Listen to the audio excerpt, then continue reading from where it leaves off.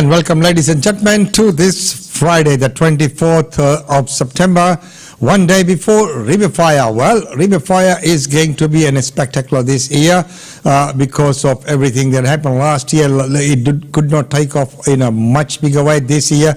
A lot of things are planned. And yesterday, right outside our window here, we could see the exercise being undertaken for what's going to come tomorrow. Let's take a quick look at that.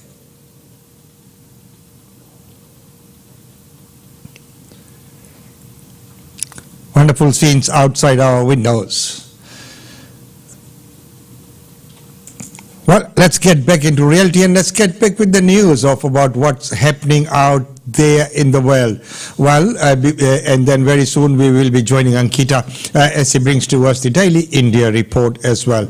Well, when we look at all the things that's been happening here, Barnaby Joyce, many times is condemned for many of the things that he does, but he condemns the COVID-19 protest. Barnaby Joyce, thank you for your time. You're one of the most prominent right-wing politicians in the country. Are you prepared to show leadership and call out and condemn the violent nationalists, racists, anti-vaxxers and far-right extremists who've been part of the protests in Melbourne this week? Yeah, absolutely. I mean, especially in their actions around the Shrine of Remembrance. It's not about being left or right, it's about doing the proper thing. This is sacred ground, as noted by Sir John Monash, and to have people sort of lounging around there, no matter what they think their issue is, swearing, littering, drinking, this is to represent tens of thousands of Australians. Well, I've been vaccinated twice, and if you're not doing it for yourself, if you've got a view to it, then do it for the person sitting next to you. Like, there is some logic behind this. This pandemic will break out in a smaller form once we open the doors, and the doors have to be opened again. And we have to be able to have a small group as possible who need the intensive care unit beds that will obviously be filled by people who have not been vaccinated. Now, that's just a factor of epidemiology. That is going to happen. And people protesting to make it worse is not a logical thing. Now, I understand their frustrations. We've all got those frustrations. We want this over. The best way to get back to a normal life as quickly as possible is get vaccinated as quickly as possible. ASIO says that 40% now of its domestic terrorism investigations involve nationalist and racist extremists. How important do you think firm leadership is in denouncing those ideologies to prevent the rise of them in Australia? Well, I come from a family where they served to fight against fascism. I was brought up very much educated about the evils of the far right. And are you concerned about the rise of it in Australia? Do you think it is a problem here in Australia? I believe temperance is an incredibly important thing in everything we do. That the human condition is crushed by the evils on the far right and crushed by the evils on the far left. And they're both extremism. It's a horseshoe where the crazy left and the crazy right in a bent horseshoe are really not that far away from one another. What do you think of your coalition colleagues such as George Christensen cheering on the freedom protesters in Melbourne? Well, I don't believe he was cheering them on, but obviously any sense of support for people who are breaking the law, who are assaulting police officers, who are desecrating war memorials is something that's abhorrent to me, and that is my view, and I'm sure George knows my view. What your next question is, I can predict it, is, well, why don't you stop him? Well, I can talk to him, and that's the logical thing to do. But if you said, go up to Dawson and tackle him in the street and tie him up, well, it's just illogical. People in this nation, one of the things we love about this nation is you have the freedom to say what you like, even if what you say is wrong. I mean, that's one of the things we protect in this nation. And it's up to the discernment of the Fourth Estate, yourself, of other people to say, I don't disagree with it, and most importantly, the logic of every person watching your show to say, that is your view, but it's a view I don't agree with. On another subject, climate change, the Glasgow meeting's drawing closer. If the Prime Minister proposes that Australia go to Glasgow with a commitment for net zero by 2050, will the National Party sign up to that? Well, when you say sign up to what? We'll look at that issue in a collegiate way with my party. Now, I just mean sign up exactly to that, net zero by 2050. We acknowledge the caution that we have to have We have to have a form of caution that understands that right now in England, this year, a six-fold increase in gas prices. Since the start of the year, 250%. I think last night, 800,000 households have to find a new energy provider. This is what happens if you get the mix wrong. It's putting pressure on their capacity during winter to keep themselves warm. And now I realise that this is because they're coming out of COVID, but also it's the incapacity of renewables to fill the void. Your predecessor, Michael McCormack, said this week that if Australia doesn't sign up to net zero, it could threaten Australia's trade relationships and export income. Well, these things are all things that have to be taken into account. And we must make sure that we understand the circumstances overseas. We understand the circumstances of what's happening in our nation here.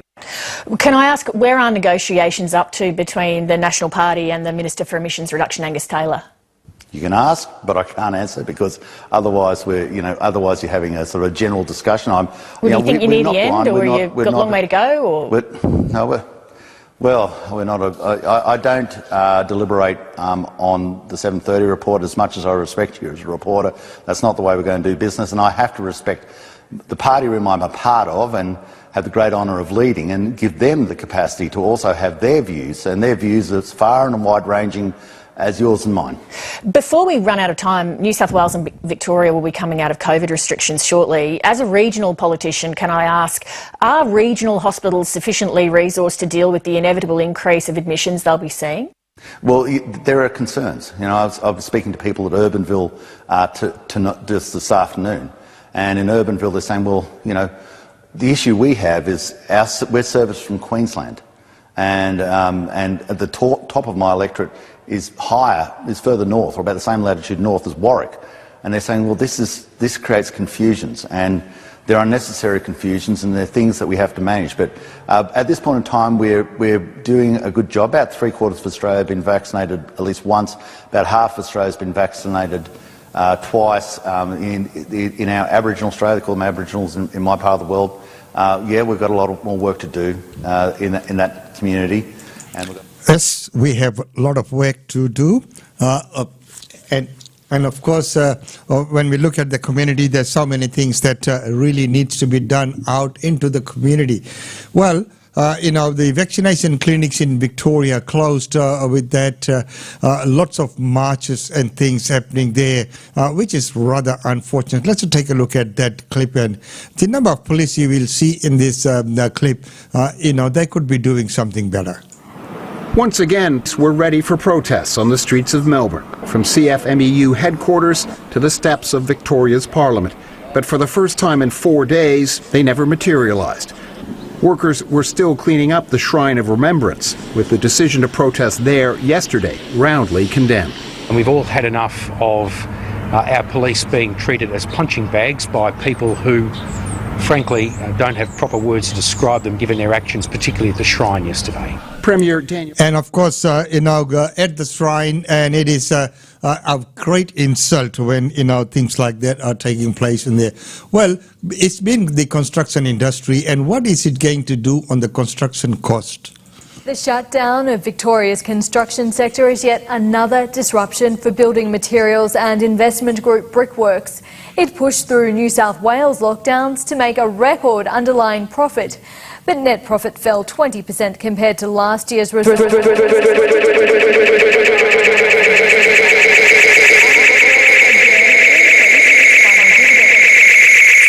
Lindsay Partridge joined me after the results announcement. Lockdowns in New South Wales in the first 2 months of this financial year did hit sales and production. Where are you at now? Yes, well, initially it was quite a shocker. I'd never seen sales fall 80% before overnight, but gradually they recovered once the lockdown ended, and they're really at this point in time back to where they were before the lockdown in New South Wales. What about the snap 2-week shutdown of the Victorian construction industry? Were you consulted? No, we weren't consulted, and it was a bit of a, it happened overnight. It gave us an enormous workload overnight to stop all our deliveries and things, and in the couple of days since it's been there, it's been much the same as New South Wales. Our sales are down 80%. Do you think there should have been more consultation with the construction industry before such a snap lockdown was announced? Yes, I think there should have been. And I also think that maybe if there were some areas that weren't doing the right thing, maybe those sites were closed down and not the broader industry. There's a lot of people who have been doing the right thing all the way through, and they've been impacted by it at this point in time. Is vaccination resistance or hesitancy a problem among construction workers or in the building industry? Well, I only can talk for our own company. And look, our employees, we've had the last 6 or 8 weeks, they've had the rapid antigen test every day, and they've been quite happy to have that. We've been watching the vaccination rates go up. Of course, there's privacy concerns. We have to handle that side of things.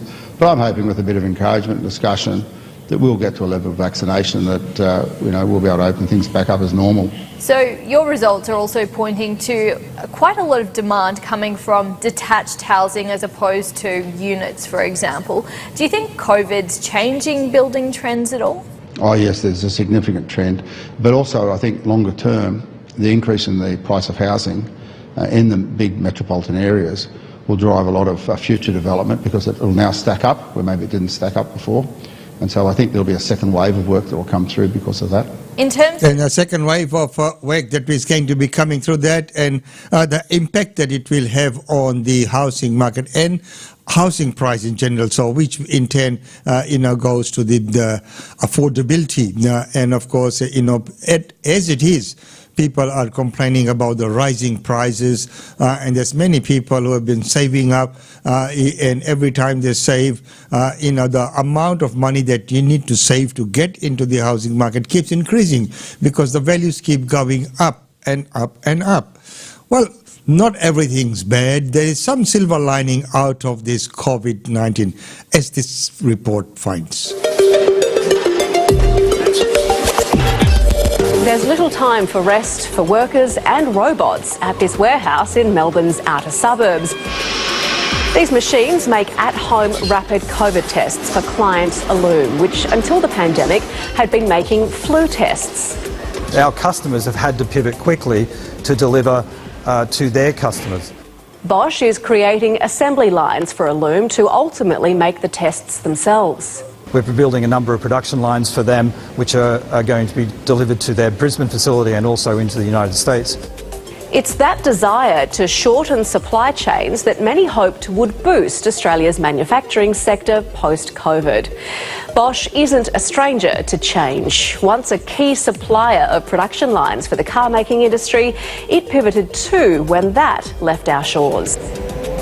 So what we've done is taken that team and use those in other industries. For example, the medical device industry have very similar needs and requirements. It's a very high dependence on quality, a high dependence on safety.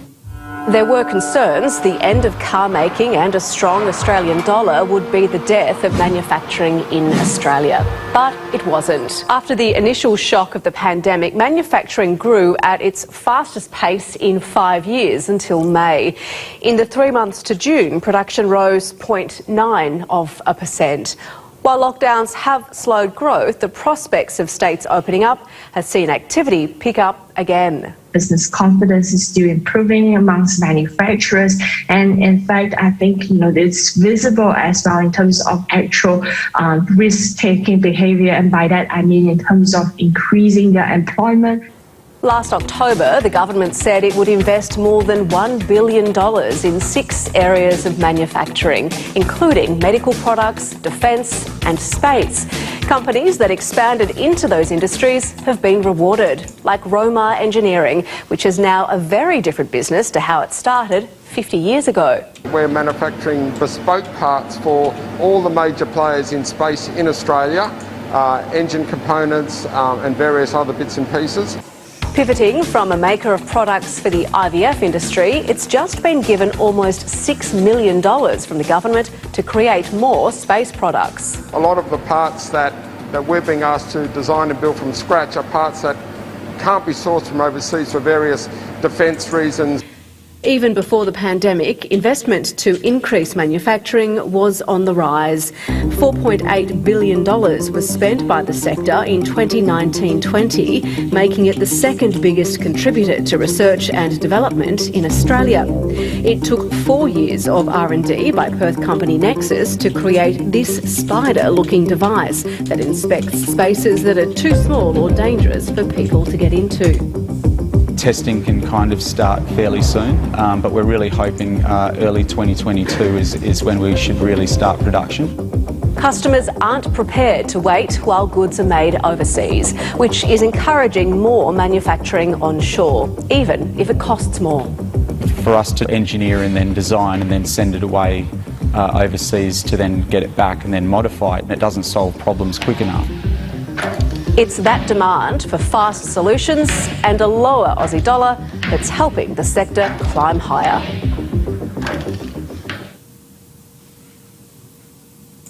And there we go. As we mentioned, that it might not be all bad news. There's some good news coming out there as well.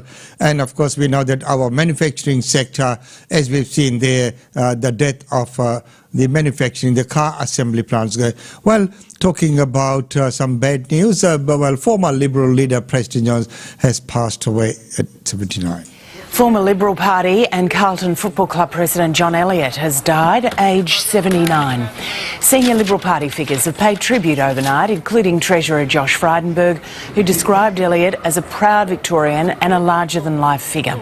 The businessman presided over 2 AFL premierships during his time at the helm of the Blues from 1983 to 2002. And may his soul rest in peace. Well, right now the next news which we have been following is that family, Nadesa Lingam family, and once they were elated by the news of being reunited. But can they get home? This family have been living on a knife's edge for 3.5 years, and the idea of 12 months stretching ahead of them was pretty wonderful.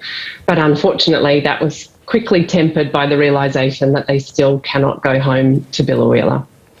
3 members of the family have been granted bridging visas, but not the youngest daughter, Tarnika, which is why, of course, creates the situation, as you just explained, that you can't go back to Biloela. Has the family been told why this has occurred? No, the Immigration Minister doesn't need to give reasons. It's one of his considerable personal powers. What I think is really strange about it is that if he deems it to be in the public interest, he can grant these visas, no questions asked. So I'm just wondering why did he think it was in the public interest to grant 3 bridging visas but not the 4th? If one's in community detention, they're all in community detention. Mm. So what do you think of the minister's decision? Why do you think they decided to grant the longer bridging visa, that 12-month time frame, and what does that mean for the family?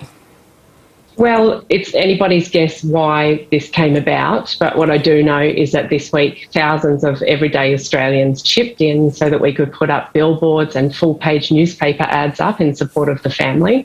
We also know that some polling that's been done shows that the majority of Australians want the family to be brought home to Biloela and for this madness to stop. So I guess I'm thinking that the minister may well have felt pressured to do the right thing finally.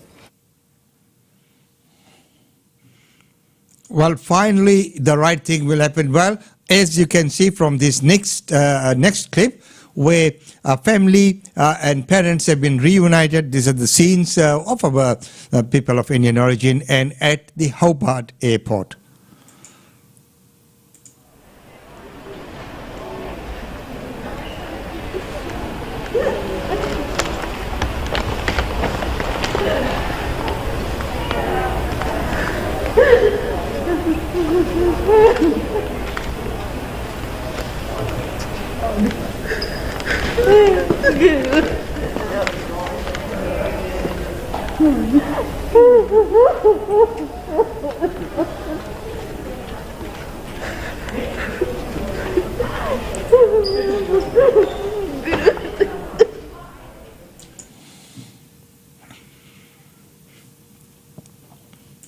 So quite emotional scenes there, and as we know that, if things go okay, that would be the scene that we would be seeing a lot more if the borders open. But there has been another big challenge that's been happening with the borders, and there's been lots of talks. There's our Premier, Anastasia Palaszczuk, will not be opening the borders anytime soon, and especially not in time for Christmas at all.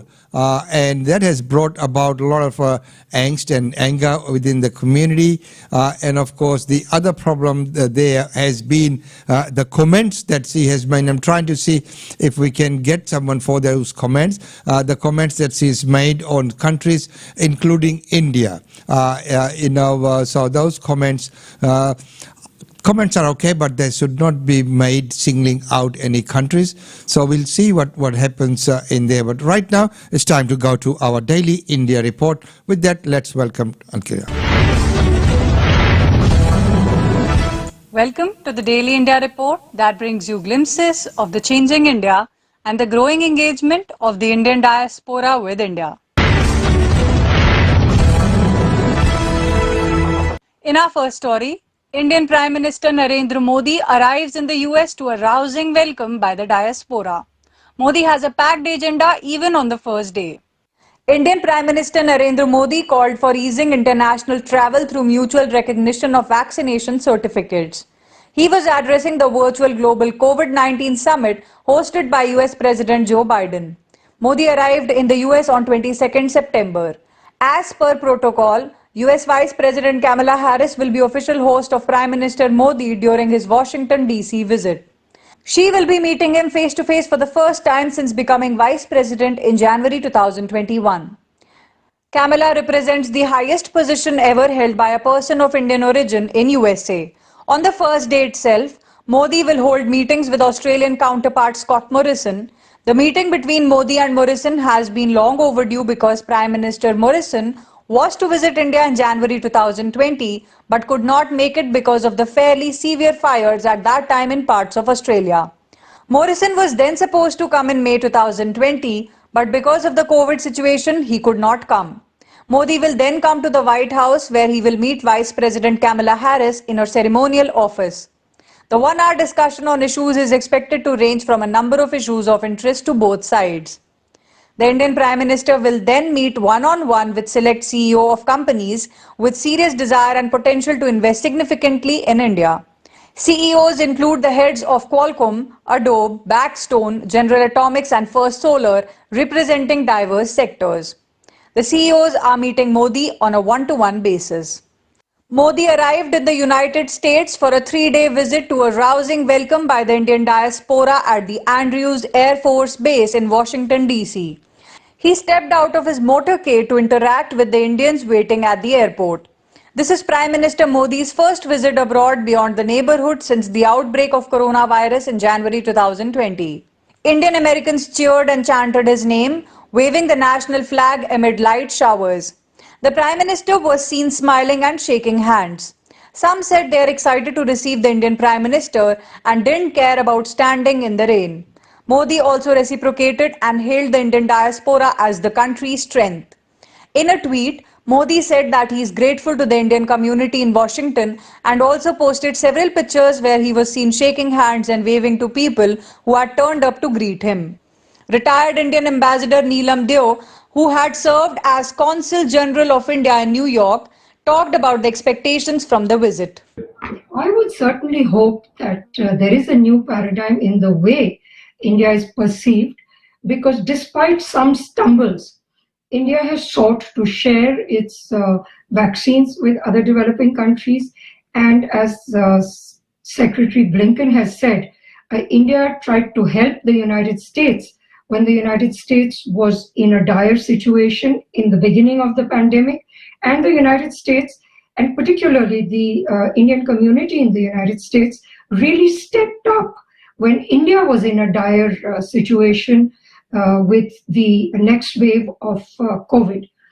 So I do hope that India will be seen in a much more positive light as a country that not only has the willingness and wish to help other countries to be a positive player globally, but also has the capacity to do so. And now India is about to start exporting the vaccines again. This will have an impact in Africa, in Latin America, in developing countries where, you know, in some places, not even 2% of the population has yet been vaccinated. And so I think that certainly Prime Minister Modi has sought to present the face of India that is technologically savvy, that embraces other countries in the world, and is not a negative in any of the problems that come up globally. UK responds swiftly to India's warning and approves Covishield vaccine for Indian travellers to that country. After New Delhi's warning of slapping reciprocal measures, the UK moved quickly to give the go-ahead to AstraZeneca's Covishield vaccine but left out India from the list of approved countries for vaccine certification. On 22nd September, the British High Commissioner to India said detailed technical discussions and at a rapid pace were taking place to discuss certification. He said both countries desire mutually recognition of the vaccine certificates issued by each other. Discussions were taking place between builders of the Indian CoWIN app and UK's NHS app to ensure both countries can recognize certificates. The development came as Prime Minister Narendra Modi, in an address to the COVID-19 Global Summit hosted by US President Joe Biden, said that international travel should be made easier through mutual recognition of vaccine certificates. The British High Commissioner said the UK is open to travel and they are already seeing a lot of people going from India to the UK, be it tourists, business people or students.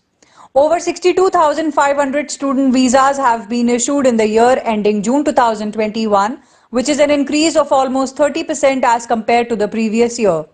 On 21st September, Indian Foreign Secretary Harshvardhan Shringla had warned that India could impose reciprocal measures if the UK did not heed its request. External Affairs Minister S. Jaishankar, during a bilateral meeting with the new UK Foreign Secretary Liz Truss, had urged for an early resolution of UK's quarantine regulations for vaccinated Indian travellers. Adar Poonawalla, the head of Serum Institute of India, the manufacturer of Covishield, welcomed the announcement by the UK giving the green signal to the vaccine. He said he is delighted that UK has cleared Covishield.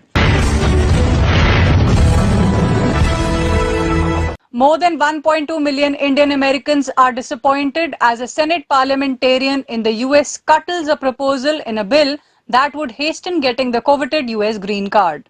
Hopes were shattered of millions of US immigrants who looked forward to a proposal in a bill that would clear the backlog of green cards or permanent residency.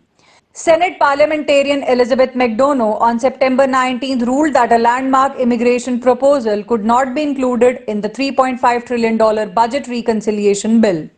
In her decision, McDonough noted that 8 million people would immediately become qualified to become legal permanent residents. This would increase the deficit by $140 billion over 10 years as a result of the social safety net benefits programs to which they would be entitled. She said nearly 7 million people who would gain legal permanent residency status, and they are currently unlawfully present and generally ineligible for adjustment of status under current law. The immigration portion of the budget reconciliation bill, passed by the House of Representatives Judiciary Committee on September 13th, proposed a $5,000 sub-fee allowing Indian American workers stuck in a decades-long green card backlog to jump the queue and immediately receive the coveted document. More than 1.2 million Indian Americans on H-1B visas and their H-4 dependent spouses and children are stuck in the green card backlog. The backlog was created by a provision that allows only 7% of the 140,000 employment-based green cards to be allotted to natives of a single country each year. Fewer than 9,000 employment-based green cards are annually allotted to Indian Americans. Senate Majority Leader Chuck Schumer said Democrats will continue fighting and are preparing alternate proposals and will meet with McDonough in the coming weeks.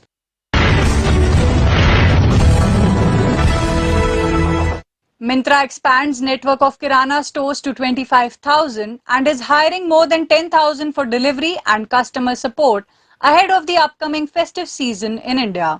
Myntra is gearing up for the upcoming festive period and particularly its big fashion festival. Good news is that after a bad 18-month COVID-19 spell, Myntra is recruiting a lot of on-ground staff for deliveries. It is perhaps the biggest ever SCM festive hiring drive yet. Myntra partners with Kirana store owners in the neighborhood. Of the total last mile recruitments, about 7,500 are for its Kirana network and 1,000 would be undertaken at Myntra's delivery centers distributed across India. For this festive season, over 70% deliveries are expected to be fulfilled by specially trained Kirana partners. Myntra is set to expand its Kirana store network by 30% from the previous festive edition, taking the total Kirana store count to over 25,000. Myntra said in July, the Kirana partners and delivery personnel were able to augment their income by about 200% on average. A treat for Jay Surya fans. His 100th movie Sunny releases on Amazon Prime Video on 23rd September. Amazon Prime Video unveiled the captivating trailer of superstar Jay Surya's much-awaited 100th film Sunny that releases on September 23rd. Trailer is about the life of Sunny, essayed by Jay Surya. Dejected and hopeless, Sunny leaves Dubai and returns to his hometown in Kerala state due to the global pandemic. Quarantined in a hotel room away from human contact, he goes through a myriad of emotions and unfathomable pain, having lost his family, his money and his best friend. Trying hard to fill an emotional void, an unexpected gleam of hope emerges through encounters with some strangers, and what unfolds next is a culmination of a beautiful narrative.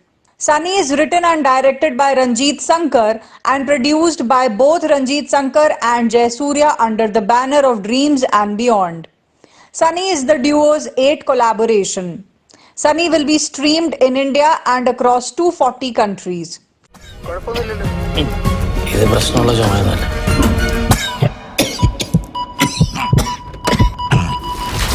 That's all for this bulletin of Daily India Report. Thank you for watching.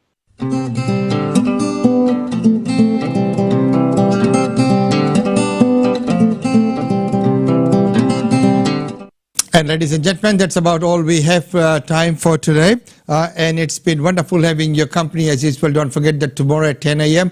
we will have the Daily India Report once again with the weekend edition and the weekend roundup of all the functions and events that are taking place in there. So until that time, it's goodbye from me. It's been wonderful having your company.